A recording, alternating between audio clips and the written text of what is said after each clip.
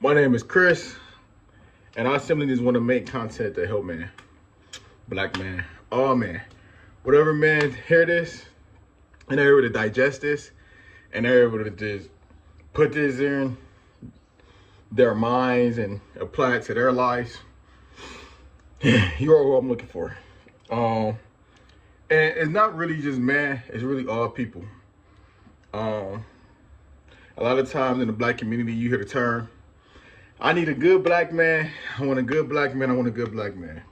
Today's video is about how to be a good black man. All right. So when dealing with women, and you hear what I'm saying, I want a good black man, which a lot of them don't say, I want a good black man. I want a real nigga. I want a boss nigga. You got to separate yourself from the niggas. You know what I'm saying? And it's hard because in our culture, we celebrate and we fetishize a lot of nigga shit. All right. So, for example,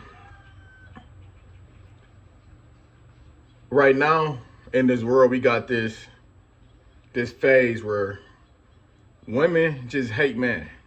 If you a man, you're hated. Oh, I hate man. Niggas ain't shit. I swear, a black man ain't never bought me no drug. Cool.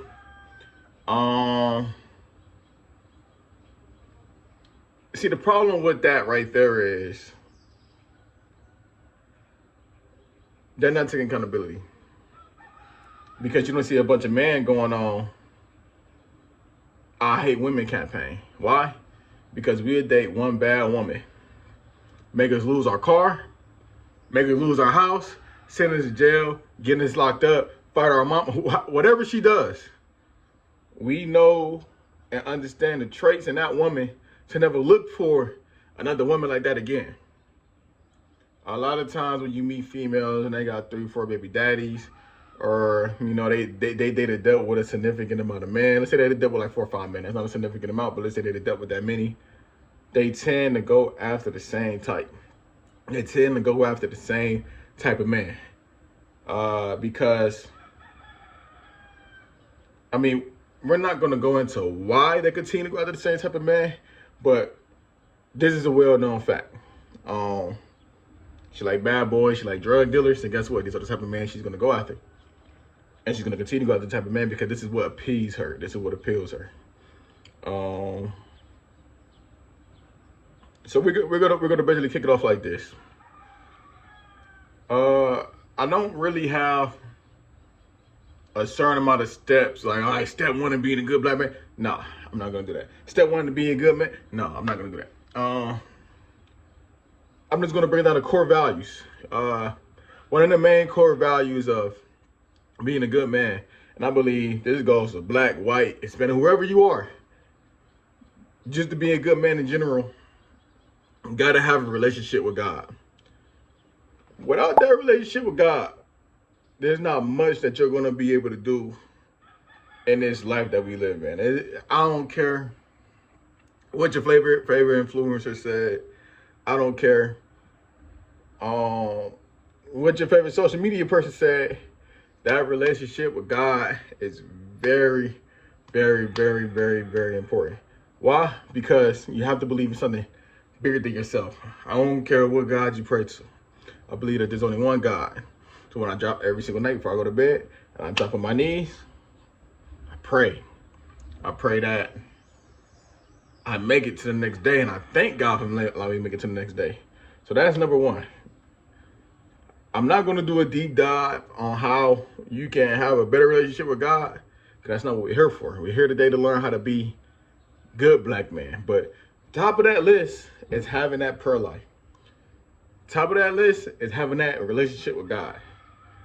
Top of that, I'm not saying you got to be heavily religious, but you have to have some type of relationship with God. I don't care what it is. I don't care. Whatever that means to you. I don't care if that means you read 1 page out the Bible every day. I don't care if that means you read 1 page out the Torah every day. I don't care if that means you go to the mosque at least like once a month. You got to have some type of relationship, right? Because a lot of times,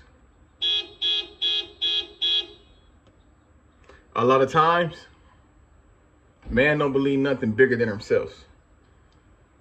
It's the women in our community, in the black community, that are going to church.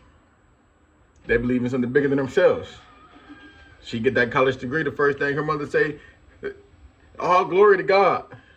And it's the same thing. I know a lot of us was raised in a community with praying mothers and praying grandmothers. But you have to also be a man that prays. You also have to be a man with some type of spiritual value. Because when dealing with a woman, she needs to know, like, not no bird, real women. She needs to know that I can pray with this man. I can open up to this man and I can be vulnerable. There's nothing stronger than a man that understands his relationship that he has with the man above. That's it. That's all. If you're not a God-fearing man, you might as well not be a man. That's it. Not only do I think that being godly and having a relationship with God is part of being a good man, I believe that being a provider is part of being a good man. Sadly, in the black community, if you can't provide and you don't got nothing to give, you get written off. You might as well not even exist to no woman, because the only person that's gonna really care about you is your mother. I think the harsh reality to being a man that a lot of us need to understand is that we're gonna be looked at as providers. Meaning that if we're not giving or we don't have anything to offer, then 9 times out of 10, you really don't have no purpose. And that sucks. But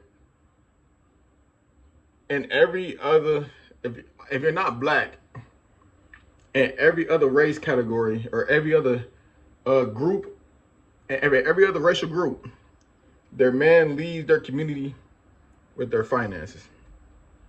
It's only in our community where our woman tends to outdo us when it comes to our wages. So you just got to be prepared to be a provider. What does it mean to be a provider?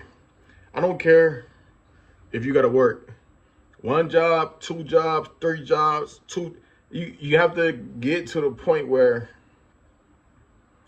you're able to go in your pocket and you're able to provide for those who are in need. I don't care if that's your brother, your sister, whoever. You have to have an end goal. You have to have an end goal. You have to have some type of financial literacy going on with yourself in order to really be a good man. Nobody wants to be with a man who's careless with his funds. I got homeboys. They work just as hard as me. 2, 3 jobs. And for those who's like, oh, I gotta work 2, 3 jobs, guess what? It's the world we live in now. It was the world we was living in yesterday, and the day before that day, and the year before that year, and the decade before that decade. When you're a black man, you have to work twice as hard and almost be perfect in order to get ahead of the people that don't look like you. Because it's never going to be given to you. Nobody's ever going to give you a handout. I'm not saying that there's not people who won't help you along the way, because there is. But what we have to understand is, it's a lot harder for us than it is for them. And if you haven't realized that by now, then I don't know what to tell you. You're always going to be expected to not do the right thing. This is why in our community, when you see a man actually being a father or doing something he's supposed to do as a man, oh my God, great job. But it's like, nah, he's just doing regular shit that men do. You know what I'm saying? Like, we shouldn't get awarded. We shouldn't be looking for rewards and looking to get rewarded just for doing what men are supposed to do. And being a man, you're supposed to provide. You're supposed to want to provide. You know what I'm saying? You're supposed to, being providers and being protectors should be our sole mission to when it comes period, to just being man, period. You know what I'm saying? But providing is at the top of the list. Work, learn how to invest your money some type of way. Whether you just taking $500 every couple of dollars you get and you put it to the S&P 500 and you letting it build, or whether you just saving your money, or have some type of financial literacy to understand when you get paid what it is that you need to be doing with your money. I always feel like you gotta have a full-time job. Because that's the money that's gonna go on your bills, your car note, your basic everyday needs in life. And then you gotta have a second job, and that's the money that you're gonna use from that second job. Unless you're a brother on child support, which we'll be talking about that on this channel as well, how to get ahead on the child support system, but this is not that video. But you also gotta have your second job to be able to have that money to play with. Because you're not gonna get rich working a job. You can retire working a job and get some good benefits, like if you're like at the post office or at some type of federal level, even at a state level. But you're not going to get rich working on a job. So you got to have the money that you use to pay your bills, and then you got to have your other streams of income to use to be able to source that money out to make you more money, right? These things are important. All right, these things are important. And you got to also be doing something that you're passionate about, which is number 3. Just like you gotta have a relationship. So you gotta have that relationship with God. You gotta be a provider. You also gotta be passionate about something. I don't care if it's cooking. I don't care if it's sports. It gotta be something that's gonna get you out the bed in the morning to make somebody look at you and be like, man, he's a real leader. You know, I don't care what it is. I'm passionate about helping people. I'm passionate about giving out the knowledge that people need in order to get ahead. So for me, I'm just overall passionate about people in general. I'm passionate about helping the next generation. If I see a kid out by himself, especially a young black man, a little bit, I'm saying something to him. What's going on? What's going on, young blood? Where you going to school this year? Because I'm passionate about the growth of the next generation. And you have to find what you're passionate about, because it's cool to get up and work every day, but you also have to have something that you find passionate that drives you just as hard as paying bills or providing for people. You got to find something within you that makes you happy. You got to find something within you that makes you want to do. You know what I'm saying? Because if you're not finding something within you that makes you want to do or step outside that box, like if I wasn't passionate about helping people, I wouldn't be up here making these videos. I wouldn't be up here making this video right now. But you have to find something within yourself that you're passionate about outside of providing and taking care of people and helping people. Some people get real passionate about God, so they're in the church. Some people get real passionate about sports, so they're out coaching kids. Some people get real passionate about food, so they're out here creating new recipes, doing pop-up shops, passing their food out on Facebook Marketplace. You gotta find what you're passionate about, and you have to chase that goal. Because if you lack ambition, without that ambition about something that you are passionate about, then you just a regular worker. You just waking up, you got a couple dollars, no. Find something that you're passionate about and pursue that. So maybe one day, hopefully, you can get paid from something that you're passionate about. And then work is no longer work, but you're settled into a career field where you feel comfortable and that you're passionate about. Being passionate about something other than yourself, women, if you're passionate about video games, guess what? Don't just sit up and play games all day, because you're just gonna look like a bum playing games. Stream playing games. If you're passionate about fashion, it don't take a lot for you to set up your own photo shoot and I put this piece together with this piece, and this piece. You know what I'm saying? It doesn't take a lot for you to just start trailblazing into something that you're passionate about. If you're passionate about cars, with that second job, guess what? You need to be taking that money, buying you some scrap cars, starting you some type of Facebook, TikTok, Instagram, whatever. Any type of page with just you showing people how you're taking this from this. And you need to be, it's just find something that you can monetize off of that you're passionate about. Because when you approach a woman, hey, how you doing? My name is so. Oh, what do you do for work? Oh, I do boom, boom, boom, boom, boom. But recently, I've been working on boom, boom, boom, boom, boom, boom, boom. I'm trying to get this car business off the ground. It gotta be something that you're working towards, something that you're working for. You know what I'm saying? Don't just get up and go to work every day just to save money and pay your bills. No. Always remember, you have to work towards something.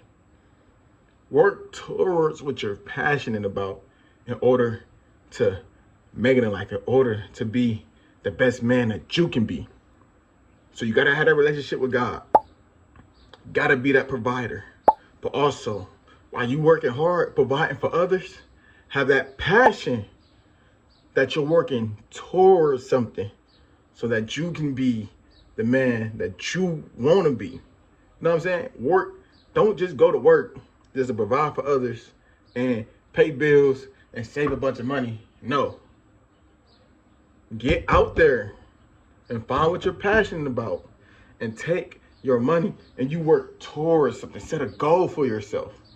About whatever you're passionate about, set a goal for yourself.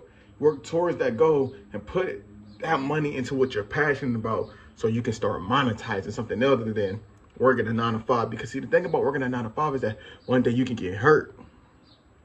And if you get hurt, you just in a bed. Maybe you got some type of long-term disability or short-term disability that'll pay you out a percentage of your checks until you go back to work. No.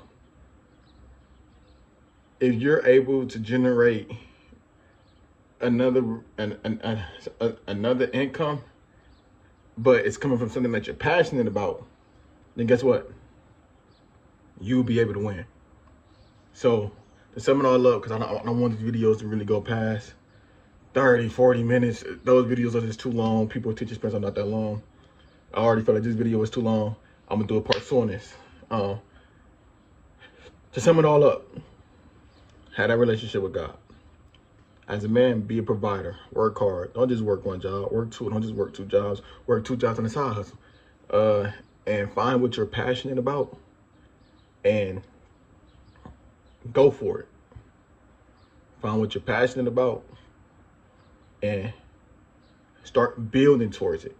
While you're working on 1, 2, or 3 jobs, you praying to God, and something that you're passionate about sparks your soul, then guess what? Start building towards it. That money that you've been saving, or that money that you've been investing, take that money and put it into something that you're passionate about. That can either help you become, that can either put you in a bigger social status, or that can put you in a different tax bracket.